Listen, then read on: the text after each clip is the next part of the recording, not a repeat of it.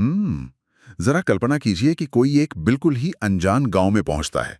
बाहर एकदम हड्डियों को कंपा देने वाली बर्फीली रात है और वो इंसान पूरी तरह से थका हुआ है। हाँ, और दिलचस्प बात यह है कि उसके पास उस गांव में आने का एक बाकायदा आधिकारिक निमंत्रण भी है। बिल्कुल। लेकिन जब वो वहां एक सराय का दरवाजा खटखटाता है तो अंदर से आवाज आती है कि भाई आपको तो यहाँ कोई जानता ही नहीं है। ये तो किसी बुरे सपने जैसा है ना? और फिर वो अपनी पहचान साबित करने के लिए वहां के सबसे बड़े अधिकारी को फोन मिलाता है। वो उम्मीद कर रहा होता है कि दूसरी तरफ से कोई स्पष्ट मतलब कोई तार्किक आवाज आएगी। लेकिन ऐसा होता नहीं है। एकदम सही। फोन की लाइन पर सिर्फ एक अजीब सी भिनभिनाहट, जैसे बच्चों के गुनगुनाने की एक खौफनाक सी आवाज सुनाई देती है। कोई इंसान जवाब नहीं देता, बस एक अंतहीन अर्थहीन शोर। यही तो काफका की दुनिया की खासियत है। बिल्कुल। तो आज के हमारे इस गहन अध्ययन में हम एक ऐसे ही रहस्यमयी और मनोवैज्ञानिक सफर पर निकलने वाले हैं। हमारी चर्चा का मुख्य आधार है फ्रांस काफ्का का अधूरा लेकिन विश्व प्रसिद्ध उपन्यास द कैसल। हाँ, और हम इसके ऑक्सफोर्ड वर्ल्ड क्लासिक्स संस्करण पर गौर करेंगे, जिसका बेहतरीन अनुवाद एंथिया बेल ने किया है और जिसमें रिची रॉबर्टसन की एक बहुत ही विस्तृत प्रस्तावना शामिल है। सही कहा। और हमारा उद्देश्य यहाँ सिर्फ एक कहानी सुनाना नहीं है। मतलब हम ये समझना चाहते हैं कि कैसे अदृश्य सत्ता और नौकरशाही इंसानों को उलझाती हैं और कैसे मनुष्य खुद उन मानसिक जंजीरों को मजबूत करता है जो उसे कैद करती हैं। तो चलिए इस पूरी बात की परतें खोलते हैं। इस पूरी भूल भुलैया को समझने के लिए ना, सबसे पहले हमें उस इंसान के दिमाग में झांकना होगा जिसने इसे रचा है। मतलब काफका कोई ऐसे लेखक नहीं थे जो सिर्फ अपनी मेज पर बैठकर कोरी कल्पनाएं बुनते थे। हाँ, उनका असल जीवन का अनुभव ही इस कहानी की नींव है। बिल्कुल। काफका ने वर्कर्स एक्सीडेंट इंश्योरेंस इंस्टीट्यूट में सालों तक काम किया था। वहां उनका काम कारखानों का दौरा करना और मशीनों से होने वाली दुर्घटनाओं के दावों का आकलन करना था। मतलब उन्होंने उस लाल फीताशाही को बहुत करीब से देखा था। एकदम सही। उन्होंने अपनी आंखों से देखा था कि कैसे बड़े बड़े कारखानों में मजदूर अपनी उंगलियां कटवा बैठते थे और फिर वो पूरी व्यवस्था उन्हें एक इंसान की बजाय सिर्फ एक फाइल नंबर बना देती थी। बाप रे, ये तो बहुत अमानवीय है ना? नौकरशाही की वो धीमी उलझाने वाली प्रक्रिया, जहां एक कागज को एक मेज से दूसरी मेज तक जाने में महीनों लग जाते हैं, काफका के लिए ये रोजमर्रा की सच्चाई थी। और वही अनुभव द कैसल के इस जटिल दुनिया में झलकता है। और यही अमानवीय जटिलता इस किताब के पहले ही दृश्य से बहुत भयानक तरीके से सामने आ जाती है। हमारा जो मुख्य पात्र है, जिसे कहानी में सिर्फ केक कहकर बुलाया गया है, पोसी बर्फीली रात में गांव पहुंचता है, जिसका जिक्र मैंने अभी किया। हाँ, और वो थका हारा जमीन पर गद्दा डालकर सो जाता है। बिल्कुल। लेकिन आधी रात को उसे श्वार्ज़र नाम का एक व्यक्ति बेरहमी से जगाकर धमकाता है। श्वार्ज़र कहता है कि कैसल की अनुमति के बिना इस गांव में कोई बाहरी व्यक्ति नहीं रुक सकता। फिर के अपना बचाव कैसे करता है? वो कहता है कि मैं एक लैंड सर्वेयर हूं, यानी भूमि नापने वाला, और मुझे खुद कैसल के अधिकारियों ने काम के लिए बुलाया है। लेकिन जब श्वार्ज़र इस बात की पुष्टि करने के लिए कैसल में फोन करता है, तो वहां से जो जवाब आता है वो किसी को भी पागल कर सकता है। फोन पर कोई सीधा जवाब नहीं मिलता है ना? बिल्कुल नहीं। और बाद में जब के खुद कैसल से संपर्क करने की कोशिश करता है, तो उसे फोन लाइन पर वही अजीब सी भिनभिनाहट और गुनगुनाने जैसी आवाज आती है। और पता है, वो भिनभिनाहट कोई तकनीकी खराबी नहीं है। उन्हें रॉबर्टसन अपनी प्रस्तावना में इसे बहुत खूबसूरती से समझाते हैं। अच्छा, क्या कहते हैं वो बताते हैं कि कैसल का कोई भी संवाद सीधा या विश्वसनीय हो ही नहीं सकता। वो गुनगुनाने की आवाज दरअसल कैसल के भीतर लगातार बजने वाले अनगिनत फोनों की आवाज है। मतलब वो सिस्टम लगातार काम कर रहा है। हाँ, मशीनरी चल रही है, लेकिन बाहर खड़े किसी भी आम इंसान के लिए उस काम का कोई अर्थ नहीं है। और अगर कभी कोई आवाज लाइन पर आती भी है, तो वो किसी थके हुए अधिकारी का सिर्फ एक भद्दा मजाक होता है।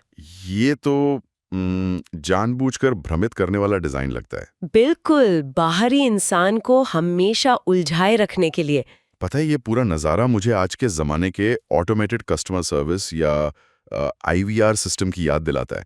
मतलब हम सभी ने कभी ना कभी इस हताशा को महसूस किया है। अरे हाँ, वो हिंदी के लिए एक दबाएं वाला सिस्टम। एकदम सही।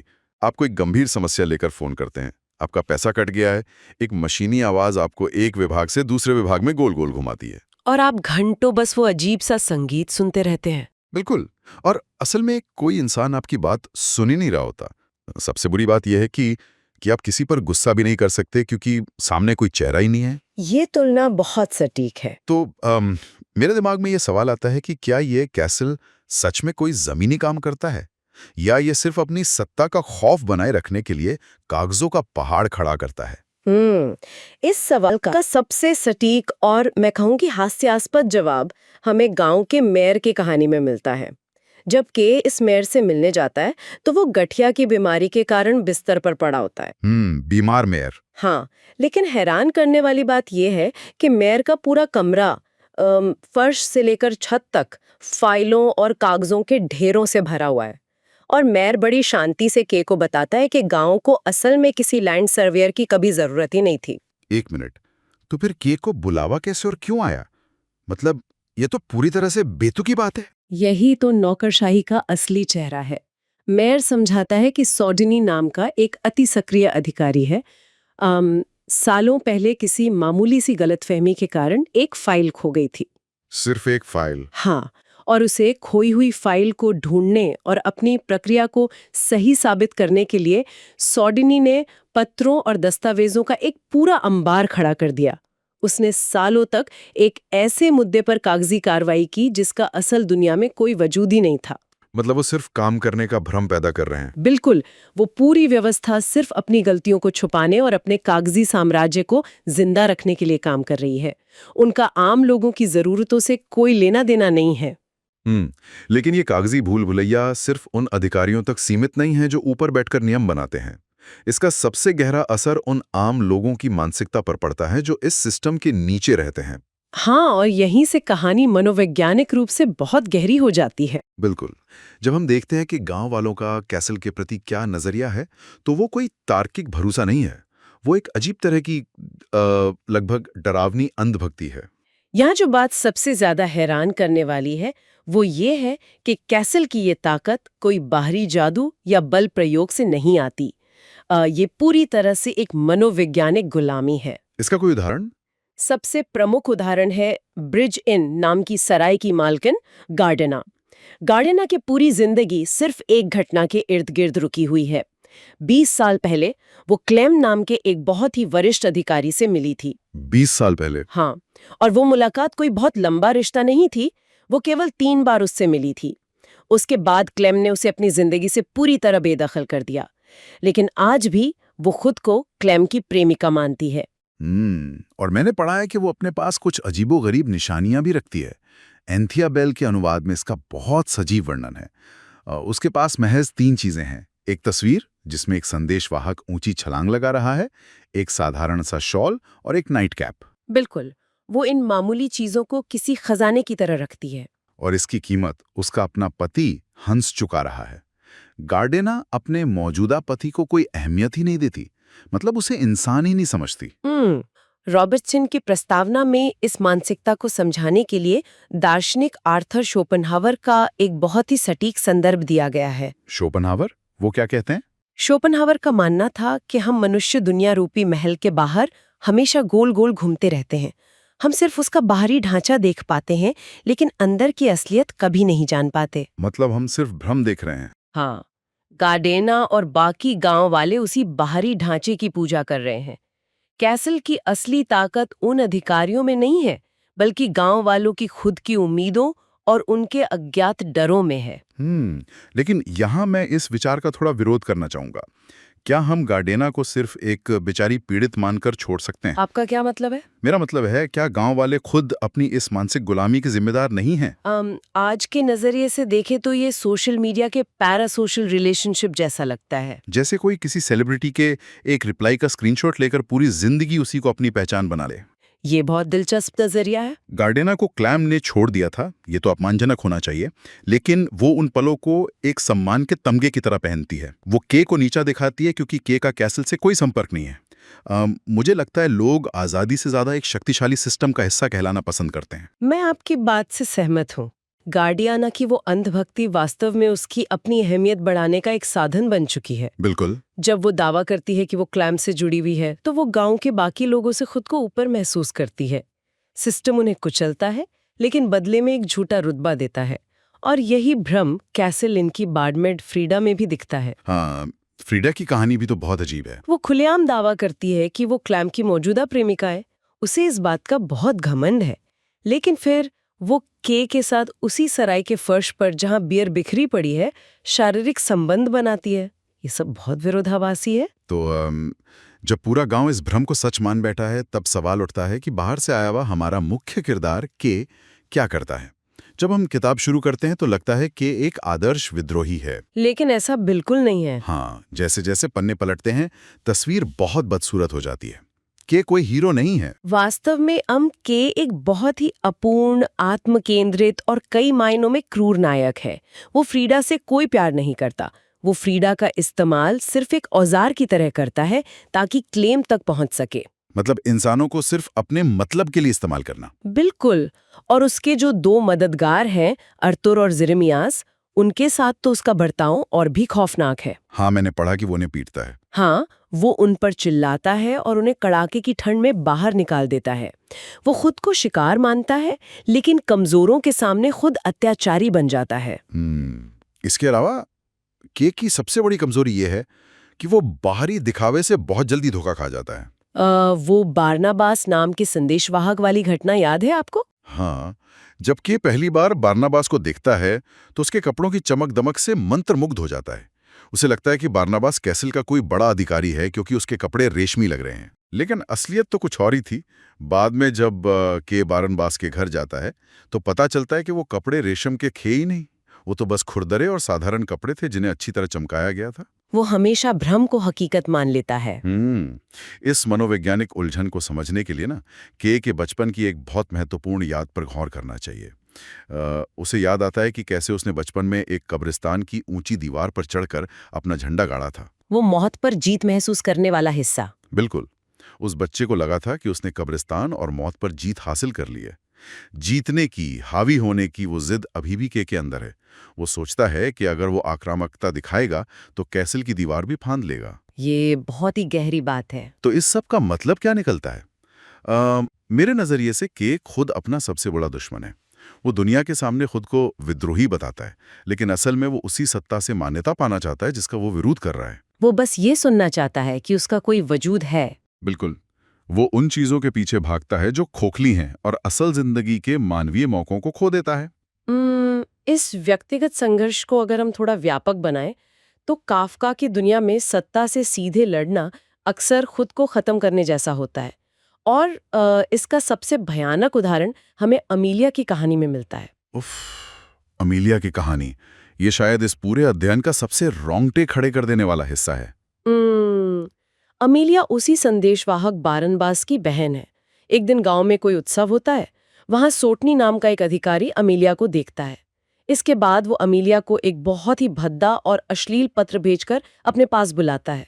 ये तो सीधे सीधे सत्ता का दुरुपयोग है। हाँ, लेकिन अमीलिया बहुत बहादुरी से उस पत्र के टुकड़े टुकड़े कर देती है और जाने से साफ मना कर देती है।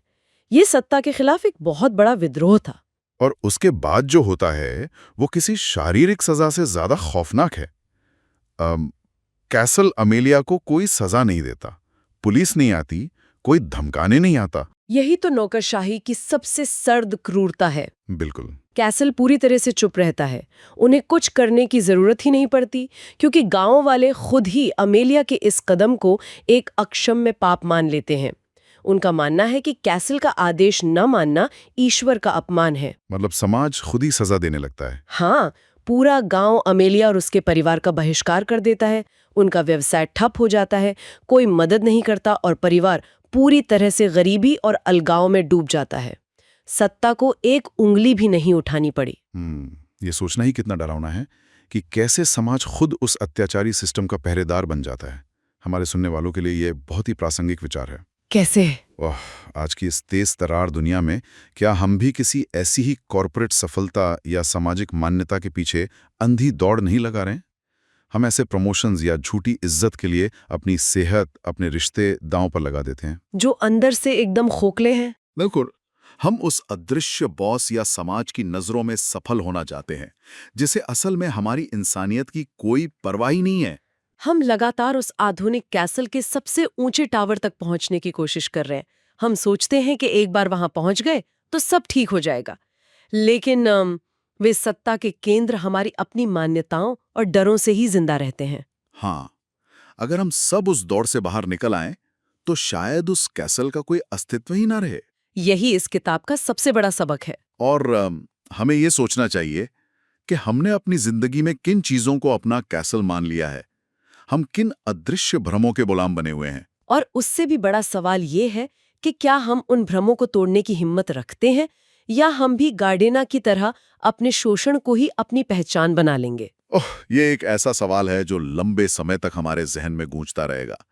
लेकिन इस चर्चा को खत्म करने से पहले मैं एक अंतिम और बहुत ही चौंकाने वाले तथ्य की ओर ध्यान खींचना चाहता हूं। मैक्स ब्रॉड वाला तथ्य। बिल्कुल, जैसा कि हमने शुरू में बताया था, ये उपन्यास अधूरा है।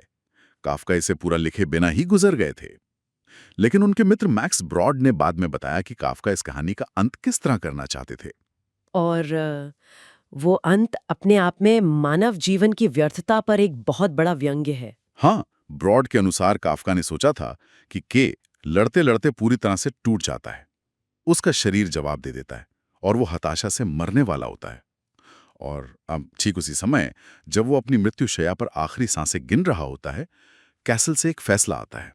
क्या फैसला आता है? फैसले में लिखा होता है कि यद्यपि के का गांव में रहने का कोई कानूनी अधिकार नहीं है, फिर भी विशेष परिस्थितियों के कारण उसे वहां रहने और काम करने की अनुमति दी जाती है।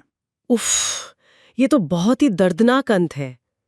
पूरी जिंदगी जिस एक मान्यता के लिए वो इंसान पागलों की तरह संघर्ष करता रहा, वो उसे तब मिलती है जब उसका कोई अर्थ नहीं रह जाता। बिल्कुल, जब वो उसे जीने के लिए मौजूद ही नहीं है। और यही वो विचार है जिसके साथ हम आज के इस गहन अध्ययन को विराम देंगे। ये सच में सोचने पे मजबूर करता है। हमारे सुनने वालों के लिए सोचने वाली बात यह है, क्या किसी लंबे संघर्ष में हमारी सबसे बड़ी हार तब होती है जब हम आखिरकार जीत जाते हैं, या शायद वो मंजिल जिसके पीछे हम भाग रहे थे वो कभी थी ही नहीं?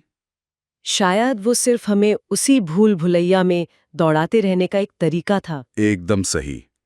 इस विचार के साथ हम चाहेंगे कि सभी अपने जीवन के कैसल और उन अनचाहे संघर्षों के बारे में जरूर सोचें, जो शायद हमारी अपनी ही बनाई हुई दीवारें हैं।